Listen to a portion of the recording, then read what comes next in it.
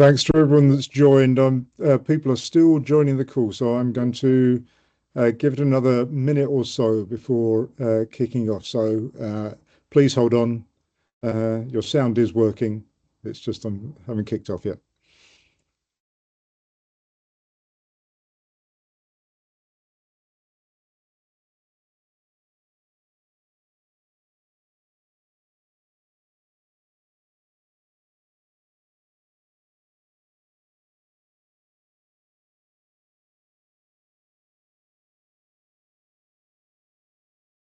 Okay, so it's a couple of minutes past the start of the meeting, so I'm going to get going now. I'm sure some more folk will be joining fairly shortly, but here we go. So first of all, thank you for joining the webinar this morning. My name's Stuart Beeston. I'm the Secretary to Energy Trading Europe's operations team. My colleague Anke Bossens, you can see on the call, is here as well today. This is the second in our 2026 webinar series. The webinar series is focused on two topics this year. One is on AI, and the second, which is the subject for today, is VAT in the digital age and e-invoicing. So where does Energy Traders Europe come into this? So why are we hosting a call on this topic? Well, just as a reminder, our electronic settlement matching standard includes e-invoicing, and we are making sure that that standard is VIDA fit. So everybody that's using the standard already will be compliant, and anyone that wants to use it will get the that capability and all the extra benefits that come from it, including matching and netting. If you'd like more details on why electronic settlement matching is a great solution for you with e-invoicing, please check our website where you can see a short video where I set that out. So without further ado, today I'd like to welcome two brilliant speakers from Arratech. We're delighted to have them with us today.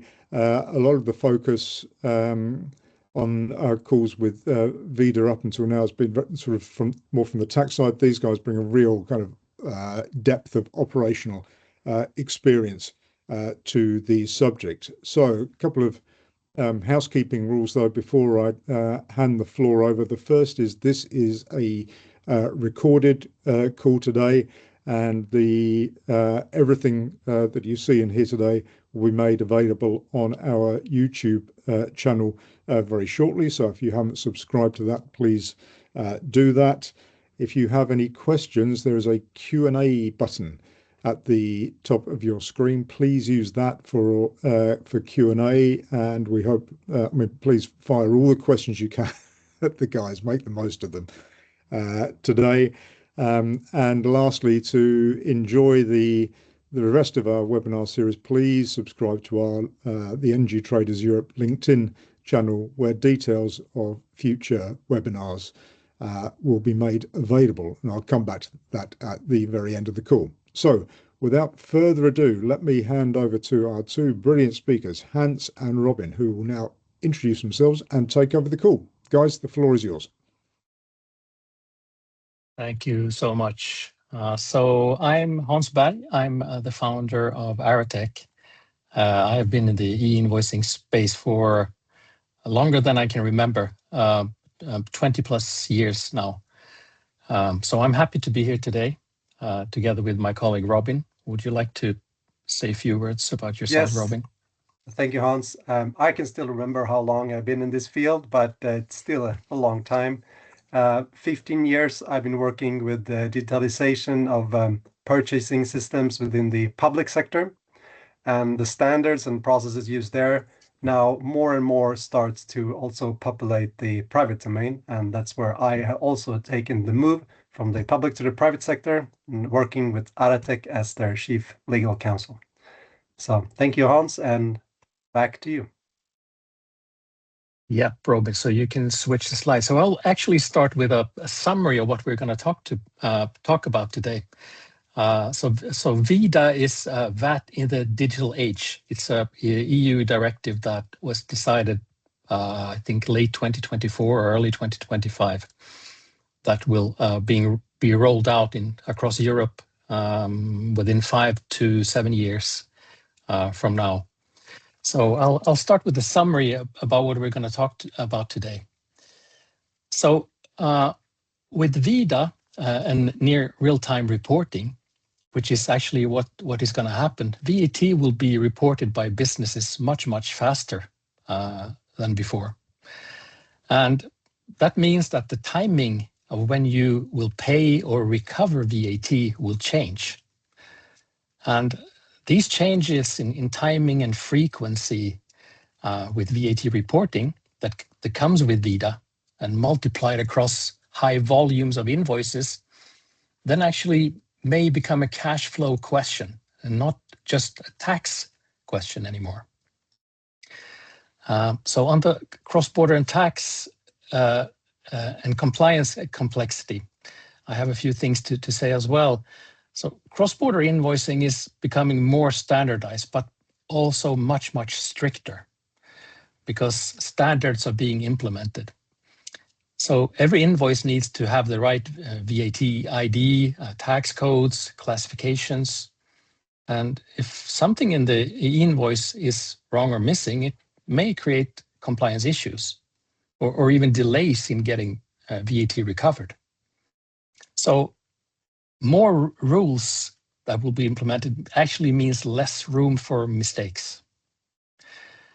And this is where seemingly small data errors may actually turn into real risk. So the quality of your master data in whatever business system that you're using will be really important. On the operational automation versus the PDF trap. So if you're still relying on PDFs, you're forcing manual work for the receiver of the invoice, which means capturing, interpreting, and retyping data, even fixing errors. With structured invoices, you can automate that entire process end to end. So PDF equals manual work, while e-invoicing equals automation. And you can't really completely automate a full PDF invoice process. You can only process PDFs faster.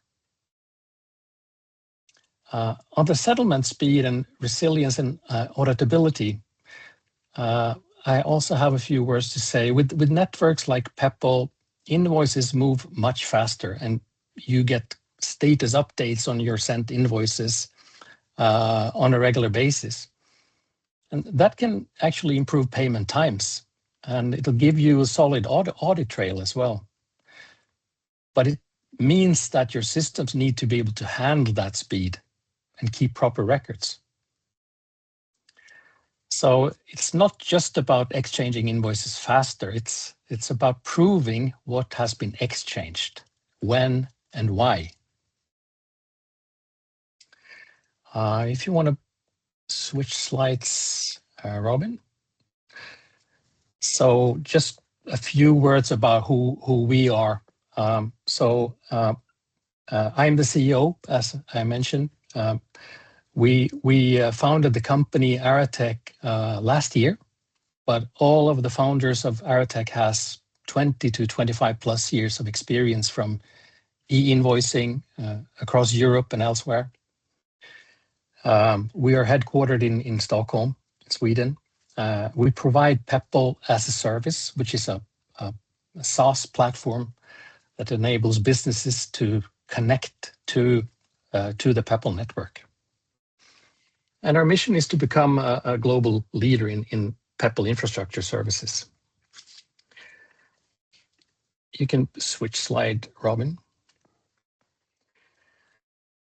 So on the right-hand side of this slide, you will see a four-corner network, which is what Peppol is, where corner 1 and corner 4 has a supplier-buyer relationship, whereas corner 2 and corner 3 in the network are their respective service providers or access points, which enable the exchange of invoices and other business documents between corner 1 and corner 4. So we have developed an API-first architecture, which powers everything from onboarding customers, setting them up and configuring their services. They can even do it themselves. They can validate business documents, such as invoices, make sure that they are compliant. They can manage their trading partners. They can send, receive, and monitor transactions. We call our service Arratech Connect. It's the single point of entry to our e-invoicing service platform. And it also offers a web-based user interface, which makes it easy for you to onboard as a customer. And you can also use that user interface for daily work alongside our APIs. We want to be scalable and future-proof as well. So we are already able to handle large transaction volumes without any issues. We can deploy our services in a public cloud, in a private cloud, or even on-prem for data residency reasons. And our goal is to provide access to the Peppol network and ensure VIDA compliance, as well as CTC compliance, which is what will be used once VIDA is being rolled out. So CTC is continuous transaction controls, which is pretty much what I showed on a previous slide with a near real-time VAT reporting. We can offer our services either as shared or white-labeled. So a shared service means that you connect your existing software to us, and we will act as your bridge to the Peppol network, and so that you can use it for both invoice exchange as well as VAT reporting. Whereas white-labeled is more targeting businesses that want to serve other businesses. Robin, over to you. Yes, thank you, Hans. So what I'll be doing now in a few slides is to answer the question that was stated in the title of this webinar, the global e-invoicing tsunami. Why is it happening now? I mean, we had e-invoicing since the 90s in different kinds of iteration, and why is it exploding right now? Why do we see all these mandates popping up? And I will divide the answer into 3 bits. The first is the problem, that's the root of this, the problem that needs to be fixed, and the solution chosen to fix that problem, and what the tool is for that job. Starting with the problem at the root of all this is the enormous VAT gap that we have in the European Union.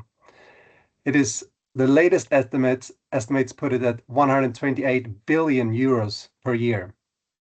And that's a lot of money, and that money doesn't mean anything if I don't put it in perspective for you. So $128 billion per year is twice as much as the entire EU sends Ukraine in financial and military aid every year to support them defending themselves against the Russian invasion. That is how much VAT that the countries of the EU are owed by companies in one way or another, but they're not collected. This could be due to mistakes, errors, but one big part of this, little more than half, to some estimates, of this 128 billion, so around 50, 60 billion per year, is due to different types of fraud. And the most prominent fraud is so-called carousel fraud. Someone also calls it the missing trader fraud. And this is how criminal organizations, they are performing this fraud by setting up a group of different shell companies in different EU states. And what they're doing is really, they're misusing the European free market. They're using the openness of the free market and how things can be traded in the EU to their own benefits to get VAT returns that they are not owed. So why it's called a carousel fraud is because they set up different entities in different European countries that are under different tax agencies. And on paper, it's usually just on paper. The transactions never really happen. They seem to be trading high value goods like laptops or TVs or electric bikes at a very high volume between each other. And this goes around in a chain on paper.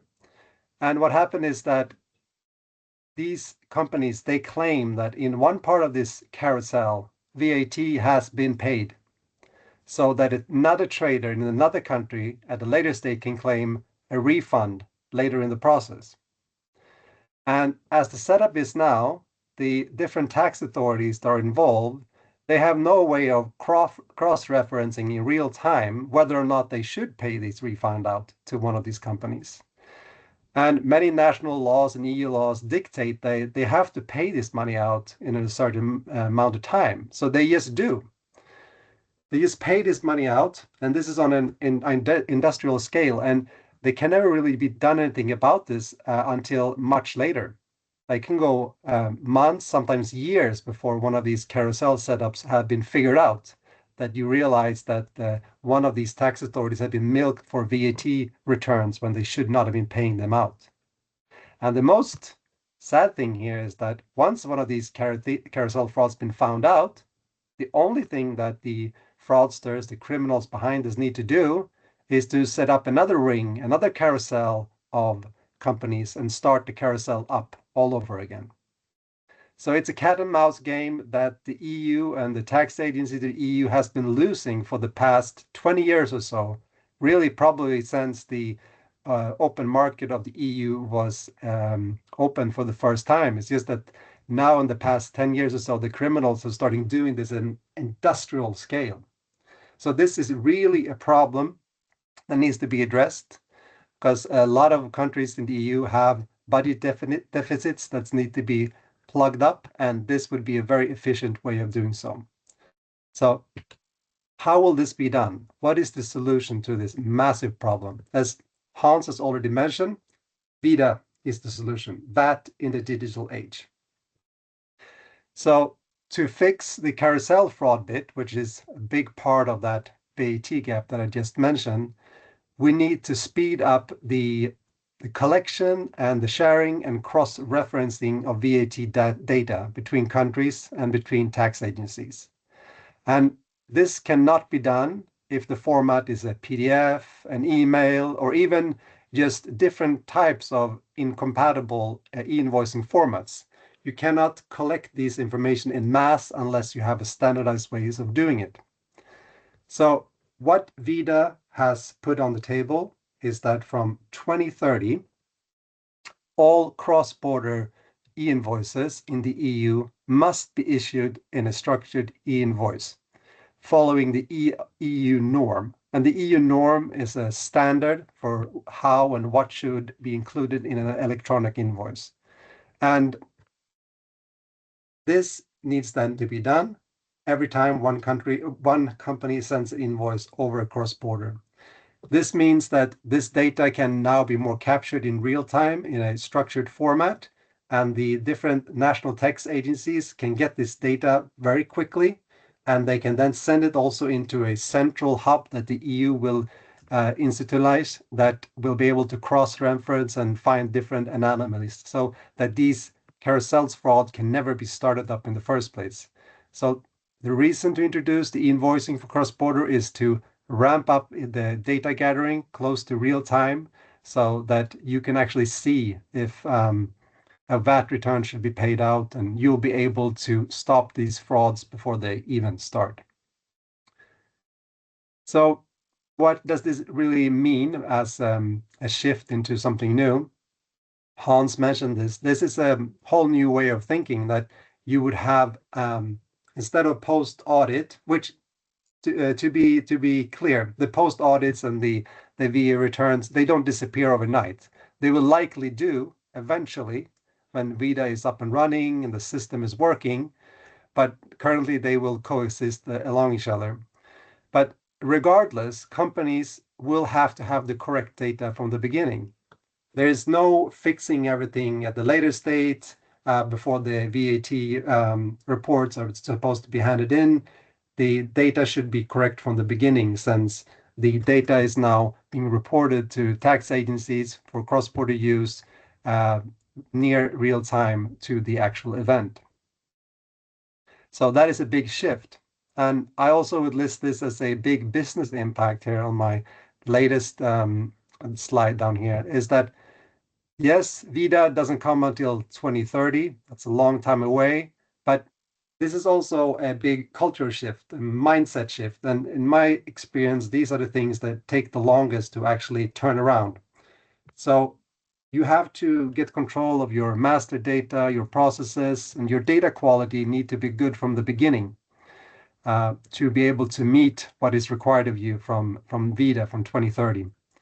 So it's 2030, that's when all the technical stuff goes live. But long before then, you have to be able to clean up in your house and make sure everything is in order. So you're ready to feed these new technical infrastructure, the data that it requires. And that's why at least the process, this change of mindset needs to happen now for businesses in order to meet the 2030 deadline in a good and structured way.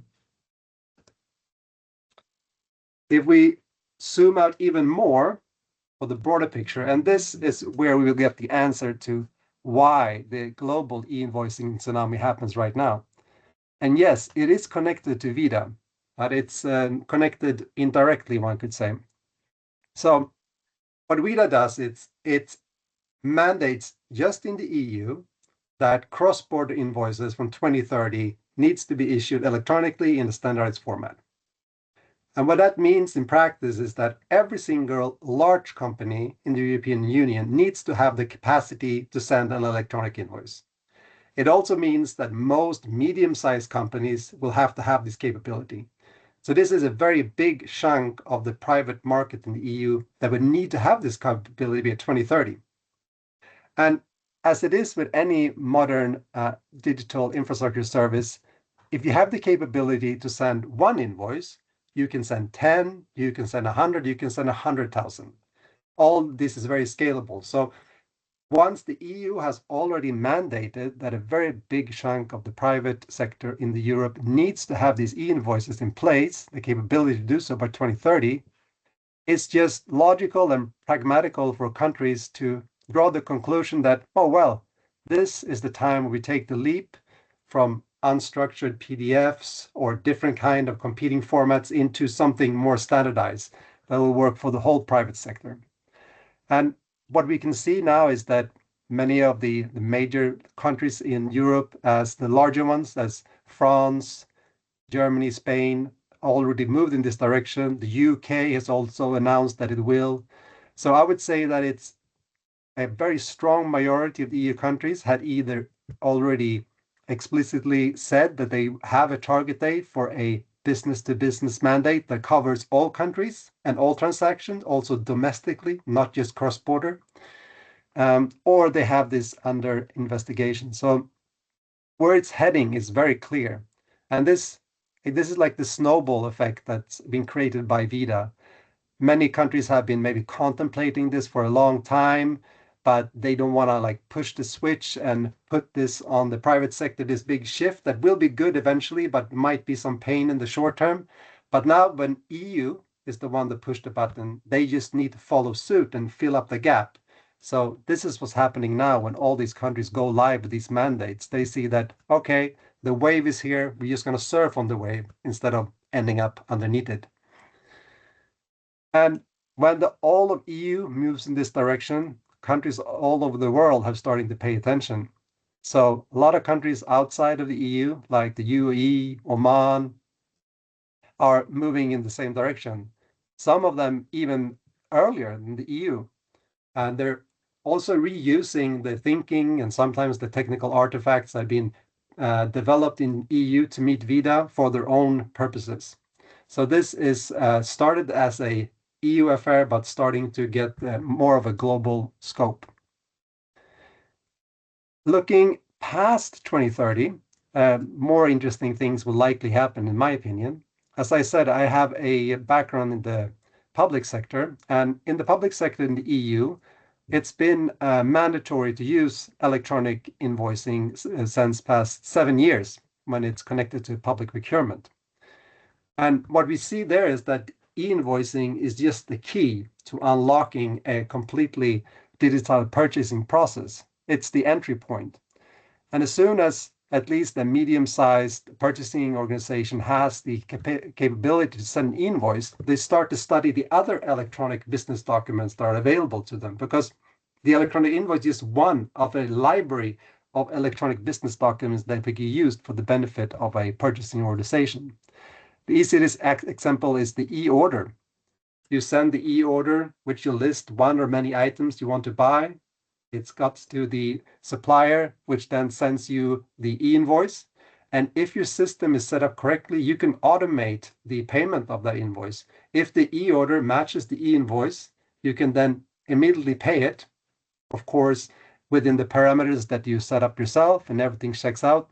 It's like a no-hands invoice that just happens. And this starts to save a lot of man hours. Besides that, when these structures, the e-invoices and other data start to accumulate from this more standardized approach, purchasing organizations will start to produce very high quality and large amount of purchasing data for their own organization. And of course, this will be jet fuel for any type of business AI they've implemented in your organization. You will be able to predict your need, your purchasing strategies will be easier to implement once you have all this data will be generated from these processes. So a lot will be gained from this once it's all is in place. So the third part of this answer to what's happening now is what will be the tool for the job. So the problem was the large VAT gap. The solution is VIDA, but VIDA is just a legislation. VIDA is something politicians have come up with. So it won't really solve any practical problems. There's no technical specification in the VIDA legislation. So VIDA and many other country mandates for business-to-business invoicing will lean on PEPL. And PEPL is an organization, but it's also a network and a bunch of electronic business document specifications. So these artifacts will be reused by VIDA to, not in every country will use this, but many countries will, to some extent. Some will use the network, some will use the document, some will use both. And when it comes to the network, it's important to know that the PEPL network is not a physical infrastructure. It's not wires in the ground. It's just a bunch of business documents and architectural documents that describe how these communication can happen over the network between accredited service providers that talk to each other on behalf of their customers. And the same goes for the business specifications, which is for the invoice or the e-order, etc. And you can see why VIDA and other countries are choosing to go with PEPL, because PEPL is growing and has been in the game for a very long time, and now covers 25 countries that have set up their own PEPL authority. That meaning that the state in that country has a stake in the game. They have decided to be part of it, and they have decided to maintain the jurisdiction and set up their own rules for their country. So 25 countries have started to doing this, and more go online every day. This is, of course, not global yet, but it started to become a global scale. And really, PEPL is the only network that is growing like this. And there is really no one in the rearview mirror. Even though PEPL has been growing slowly over the years, it's still the only one that is growing on a global scale like this. To say a few words about what differentiates PEPL from VAN networks or other type of old networks of the past. PEPL is open and decentralized by design. And this means that what I really like to describe it is that PEPL is more of a democratization effort for transport of business documents.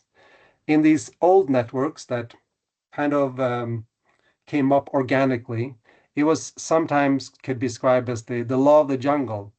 The strong buyer could set up the rules for the road and make sure that everybody had to follow their rules, or the very strong ERP system or service provider solution could set up their own rules and everybody had to follow them. So what Peppol has done is that they've taken all of this and they have made sure that everyone in the network has an equal value and everyone follows the same rules. This means there's no vendor lock-ins for buyer system that everybody have to follow. You can stay in your own system that you're accustomed to, that you like to work with, that you know how it works. Send invoices or e-orders to someone else that's sitting in their own system and working what they're comfortable with. No one is forced out of their own system to be able to communicate with another business partner. And the Peppol tagline is connect once to connect to all. There's no patchworks within the Open Peppol network. And in VAN networks, it's usually one network connects to another network, connects to another. To make sure that you have connectivity, you need to make sure that you are in all the networks that your business counterparties are. But with Peppol, it's just one large network that everyone connects to. Peppol also have the benefit that it's aligned with VIDA and the EU norm for e-invoicing. And in many cases, they are spearheading the development of these technical infrastructure. So if you go with Peppol and the country that goes with Peppol know that they will be able to be aligned with these legislative initiatives.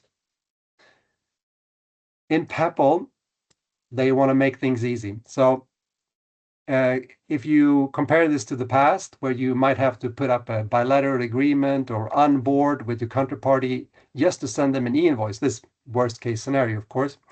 But in Peppol, it's always easy, regardless of who, as long as your counterparty is on the network. It is like making a phone call. If you want to make a phone call, you just need to find the person you want to call's number, you call them, and your service provider connects to another service provider and you get connected to that person. The same goes for sending a business document over the Peppol network. As long as you know their Peppol organization number, a Peppol ID, you can connect to them. It's that easy.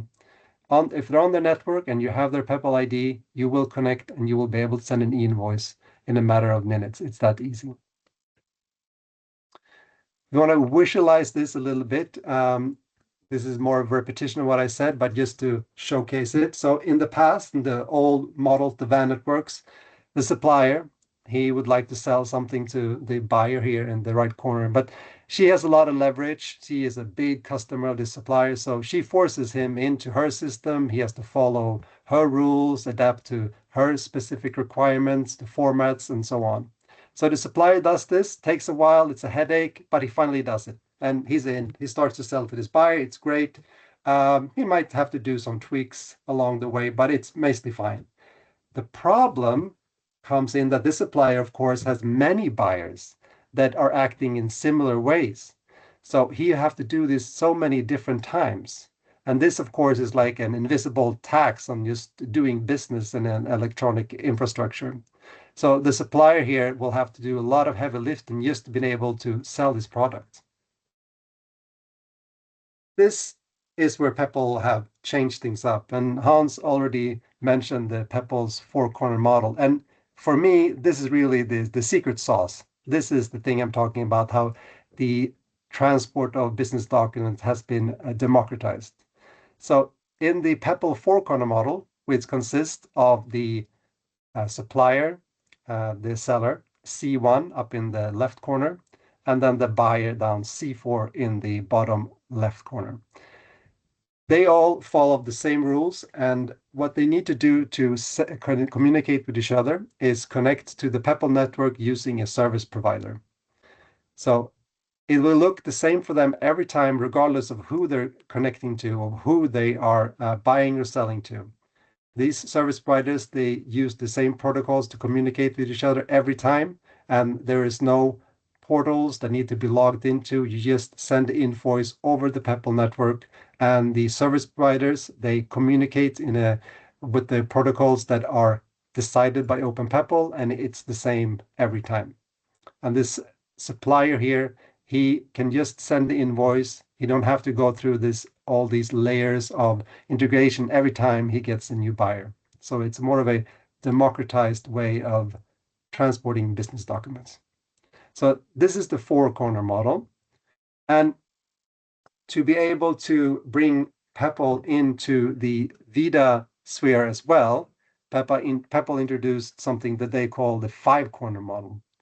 And it looks essentially the same as the four-corner model, that is the heart of Peppol, but you're adding a fifth corner. In this case, that would be the tax administration on the right-hand side here. So between the supplier and the buyer, things progresses normally. But for these cross-border cases where there needs to be e-reporting of tax data, there's also a subset sent to the tax administration. So the service providers, they take the invoice and they extract the relevant VAT e-reporting data and create a second business document, text data document, which is sent to the tax administration. And if it's done like this, as proposed by Peppol, of course, as we said many times, still things are still developing, still there's things being decided. But if things are done like Peppol has proposed here and this technical solution, a lot of the heavy lifting would be done automatically. If all the relevant VAT data exists in the invoice, then the tax data document can be automatically created. But this might not always be the case. We already know that countries that have introduced national models, this model here is proposed for VIDA, which is cross-border between countries. We already know that national mandates, such as the French mandates, they do not use a model like this. The text data document cannot be derived directly from the invoice because it needs information that is not in the invoice, and it should be reported to different channels and to different means and at not the same time. So a automatic solution like this is not compatible with the national e-reporting mandate in France, for example. But hopefully VIDA on a more European level will look something like this. That would take away a lot of the heavy lifting from the buyer and seller when the tax data document hopefully can be automated to a great extent. And if countries can replicate this as well for their national domains, of course, even the better. But this is the proposal that is on the table for Peppol to technically make the VIDA requirements viable on a practical level. Thank you. That was a run through of VIDA from an e-invoicing and e-invoicing infrastructure perspective. And before we take the questions, just want to put in a caveat that neither me or Hans are VAT experts. Our domain is e-invoicing and e-invoicing infrastructure. So VAT questions, we can try to answer them to the best of our abilities connected to VIDA, but we will most likely have to make you disappointed if it's a VAT specific question. Thank you. So let me open the floor up to questions. I'm just looking at the Q&A section. Is there anybody that has a question they'd like to ask the guys?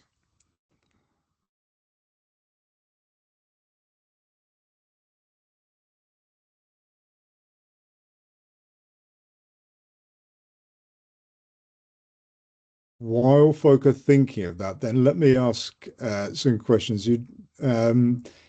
Towards the end, Ron, you were starting to talk about how the actual implementation of all this is quite different in different member states.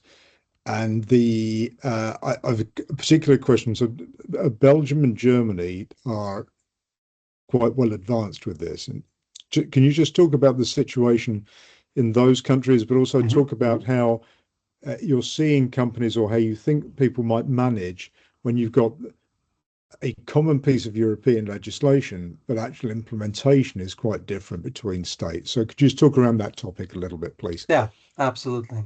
So let's reiterate back to what VIDA actually is. It's mandates e-invoicing for a structured format and the European norm for cross-border transactions by 2030.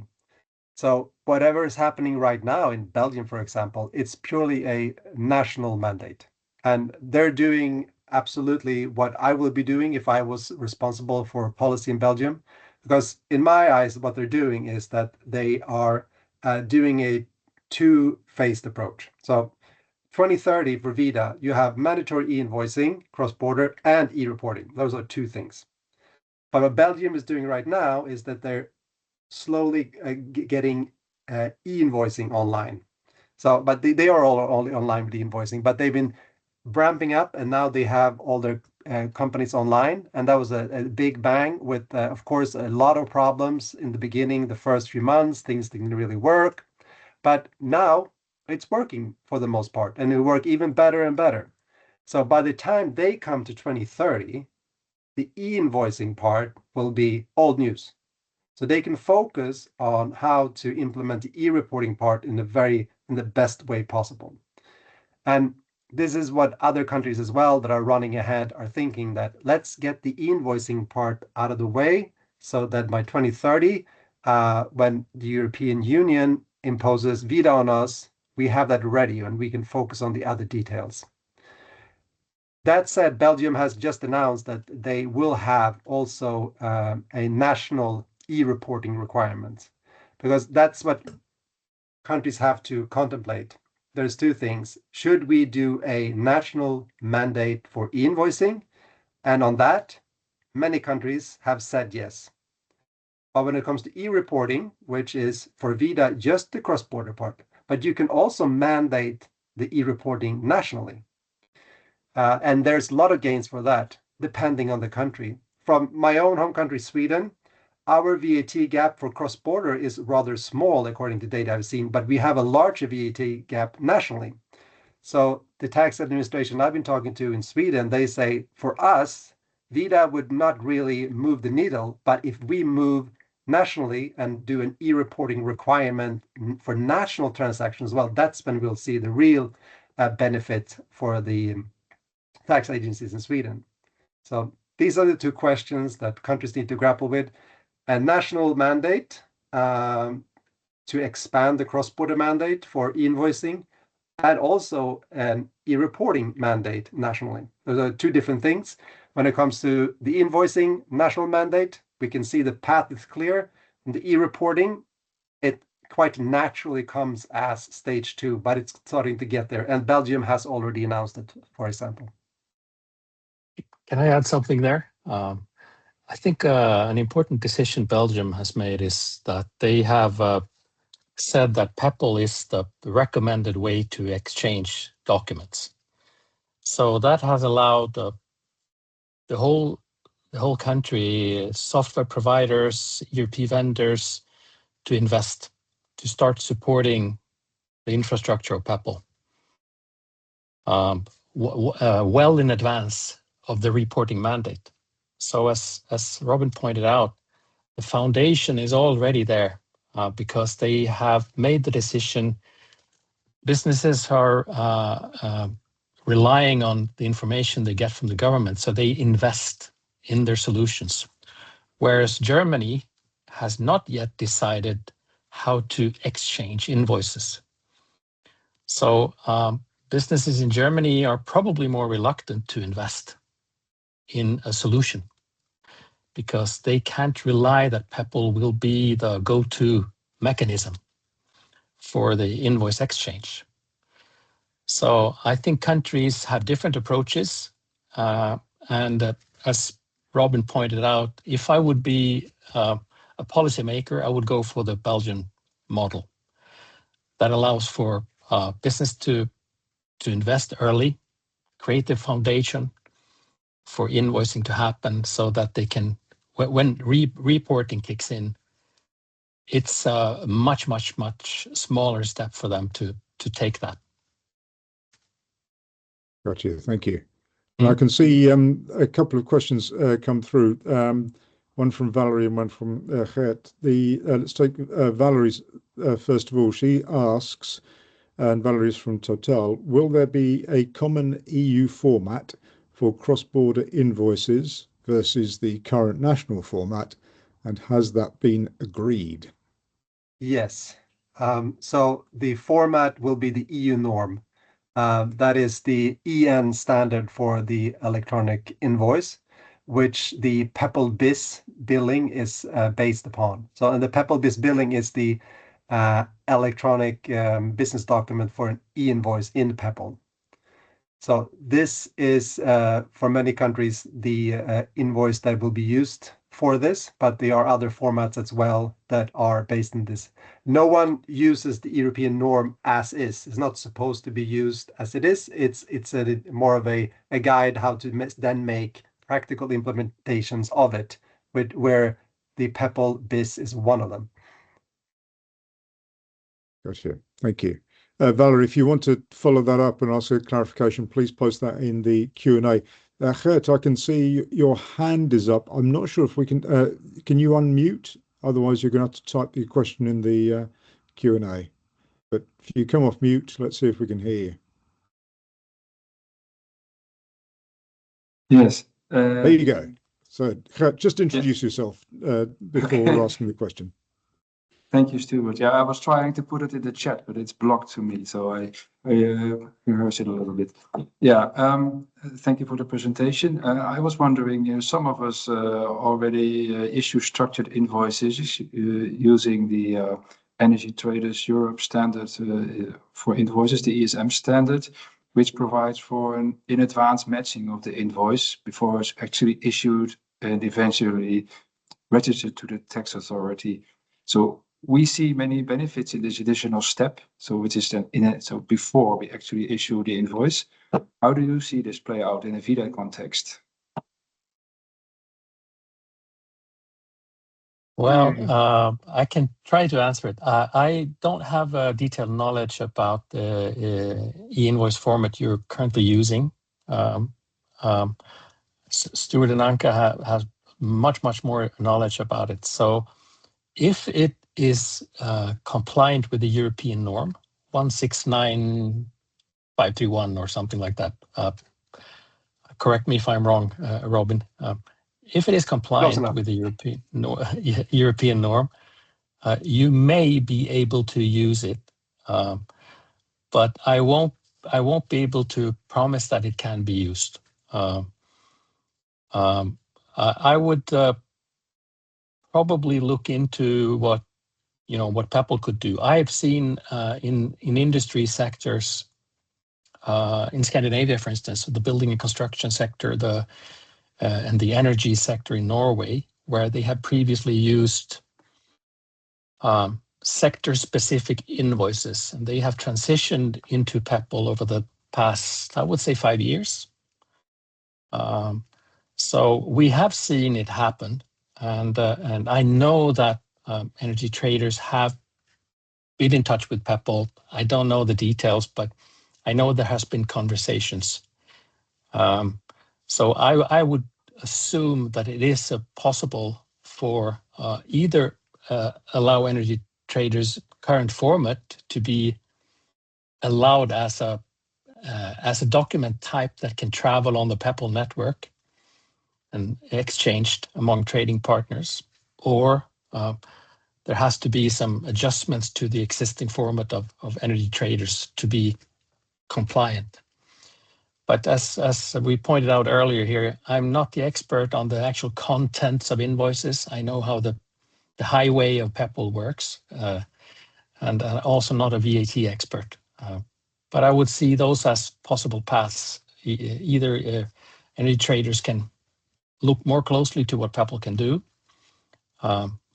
or you could adjust so that your current standard is aligned with the EN European norm.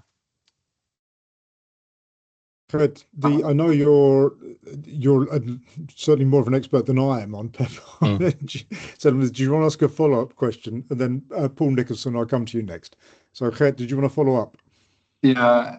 So I thank you. Yes, we are actually talking to Peppol and other local Peppol providers, especially here in Germany, to adjust our standard to be able to send it through the Peppol network. But what I'm actually referring to is the matching process, because that's something which is not included in the Peppol standard. And I was wondering if you have any ideas on the added value of this matching process, because you were also explaining about the risks concerning PDF documents, etc.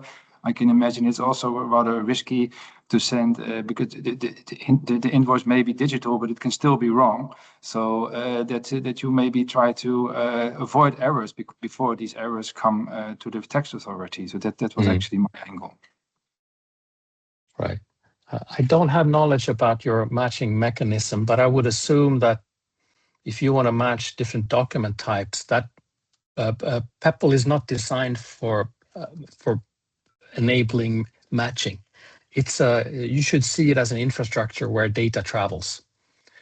So any matching needs to happen outside of the Peppol network. As it is today, I would assume. I don't have knowledge about how you have set it up today, but that would probably be a way forward. I know that matching happens in other sectors. Robin pointed out that the order to invoice matching, and there are other matchings happening in the construction sector, for instance, also in the logistics domain, where the energy sector in Norway have started to use the Peppol network for deliveries to building sites, and for other business processes where matching is fundamental to get the business process to run smoothly.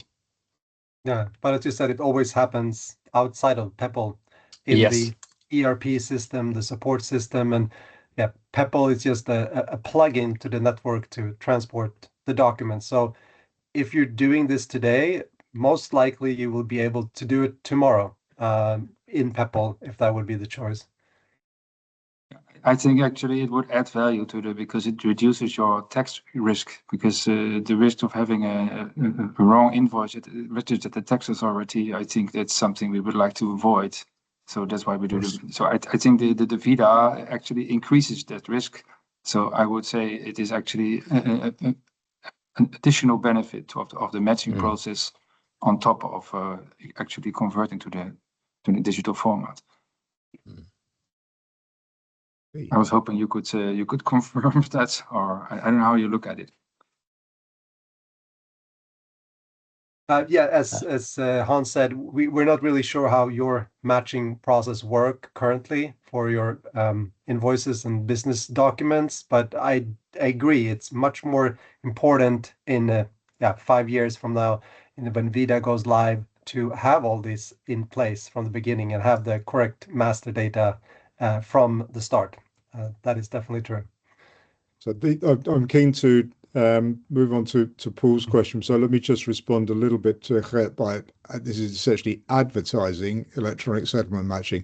I think what we've talked about today is the automation of a lot of the flows, but that to Gert's point, that still doesn't mean that the data flowing is correct, and now that's going to land in the hands of tax authorities a lot quicker. And so by using our standard, you can make sure you're putting nice, clean data through all of that. One of the pictures that wasn't part of the presentation is that by 2030, all the tax authorities start comparing one another's notes through the VIS database. So one of the things I would say is you really want to sit that fight out. You don't want to be dealing, well, the cleaner your data, the happier you'll be in 2030, I think is a straightforward way of saying that. So let me move on to Paul's question. Paul asks, from your presentation, I understand about Peppol, but the interface to that, the service provider that Arratech is, how does that interface with our existing systems? Won't SAP or Workday have their own interface? And where would Arratech fit with that? Or am I misunderstanding? There's a number of ways you can connect to the Peppol network. You could either come to us, we can help you, or you could contact your software vendor of whatever ERP solution that you have. They may already offer Peppol connectivity. What we do in our company, we're just a bridge to the Peppol network, and we offer that bridge to businesses, to software vendors, or whoever that wants to be connecting to the network. So I would say it depends on your existing setup.